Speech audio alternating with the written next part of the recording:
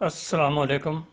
میں Muhammad Arif, chairman centre advisory services for Islamic banking and finance بات کر رہا ہوں۔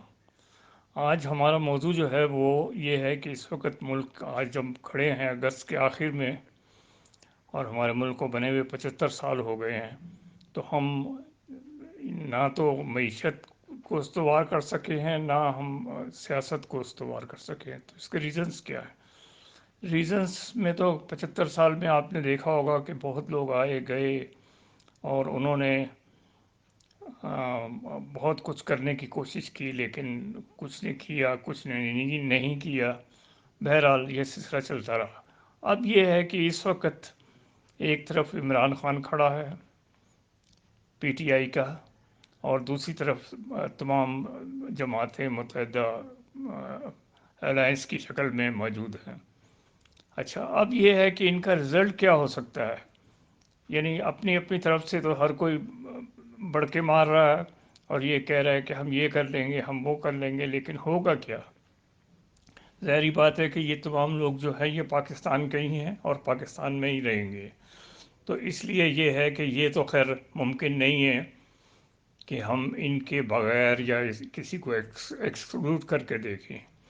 اب اس میں یہ ہے کہ جو اگر الیکشن آتے ہیں، فرض کیا، تو اس میں یہ دیکھنا ہوگا کہ اس کی پاپولیرٹی جو عمران خان کی ہے، جو ینگ جنریشن میں ہے یا فورن ریزیڈنٹس کے پاس ہے، وہ کتنی کامیاب ہوتی ہے، اور جو پرانا سسٹم ہے ہمارا جس میں جو نمبردار اور بڑے لوگ اپنا رول پلے کرتے تھے، وہ کام کرتا ہے۔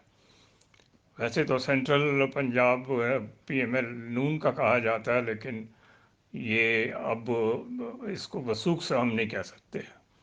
اچھا، اب اسی طرح اگر ہم دیکھیں کہ اس وقت عمران خان کو فارغ کر کے یہ جو آئے ہیں شہباز شریف صاحب، یہ ایڈمنسٹریٹر تو ہوں گے لیکن سیاستدان بالکل نہیں ہیں جو نواز شریف تھے۔ اسی وجہ سے آج یہ ایسے بیوقوفی کے کام کر رہے ہیں کہ جس سے ان کو اور ان کی حکومت کو نقصان پہنچ رہا ہے۔ مثلا مفتاح اسماعیل پر پورا بھروسہ کیا ہوا ہے، اور وہ صرف ایک کام سے لگا ہوا کہ کسی طریقے سے آئی ایم ایف سے ڈیل کر کے اپنا نام تاریخ میں ریکارڈ کروا لے۔ ارے بھائی، آئی ایم ایف کے پاس تو بیمار لوگ جاتے ہیں، اور تم اگر ڈاکٹر ہو یا سمجھتے ہو کہ آئی ایم ایف کے پاس جانا چاہیے تو اس کا علاج خود کرو، خود یہاں پر پالیسیاں استوار کرو، دیکھو کس طریقے سے مختلف جگہ سے تم پیسے اکٹھے کر سکتے ہو، کیا ضرورت ہے؟ اس معاملے میں عمران خان جو تھا، حالانکہ بیوقوف تھا، یو ٹرن بہت اس نے لیے، اور ہر بیان کو وہ رد کر دیتا تھا کل جا کر، لیکن اب دیکھیں آخر میں اس نے بھی آئی ایم ایف کو گھسیٹا۔ آئی ایم ایف کا ایگریمنٹ تو کیا، لیکن اس کے ساتھ انٹر نہیں ہوا۔ تو اب یہ ہے کہ ہمیں جو صورتحال نظر آ رہی ہے وہ یہ نظر آ رہی ہے کہ ایک طرف تو جلد سے جلوس چل رہے ہیں اس کے عمران خان کے، دوسری طرف حکومتیں ہیں، دوسری یعنی جس میں عمران خان کی بھی حکومتیں ہیں، صوبائی پیپلز پارٹی کی بھی ہے اور بھی ہیں۔ تو ان سب کا جب خدا نہ خواستہ جو نظر آ رہا ہے وہ یہ ہے کہ اگر الیکشن بھی ہوتا ہے یا الیکشن نہیں بھی ہوتا تو کلیش ہو سکتا ہے، اور یہ کلیش اس ملک کے لیے بہت خطرناک ہوگا، کیونکہ اس کلیش میں بہت ساری جانیں جا سکتی ہیں، اور ہمارا سسٹم مزید ریل ہو سکتا ہے۔ تو اس سے بچنے کے لیے صرف رستہ ایک ہی ہے کہ تمام فریق جو حکومت کے کردار سازی میں جن کا رول ہے، چاہے وہ اپوزیشن میں ہوں، چاہے حکومت میں ہوں، چاہے کسی ادارے میں ہوں، ان کو مل بیٹھنا چاہیے، اور مل بیٹھ کر کے ان چیزوں کا کوئی حل نکالنا چاہیے، اور پھر مل کر اس کو عملی جامہ بھی پہنانا چاہیے۔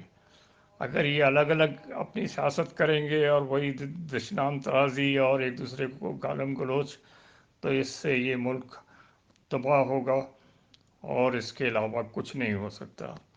تو خدا کے واسطے سب لوگ اپنا اپنا رویہ بدلیں، ایک ساتھ بیٹھنے میں سب مسلمان ہیں، ایک ساتھ بیٹھنے میں کوئی حرج نہیں ہے، ہم گالم گلوچ گھر میں جا کے کر لیں، لیکن یہ ہے کہ جب بیٹھیں تو وہاں قوم کے لیے بیٹھیں اور قوم کے حوالے سے فیصلے کریں، تو یہی ایک سلوشن سمجھ میں آتا ہے اور اسی پر ہی عمل ہونا چاہیے۔ میرا خیال ہے اب بات یہاں پر ختم ہو جاتی ہے، شکریہ۔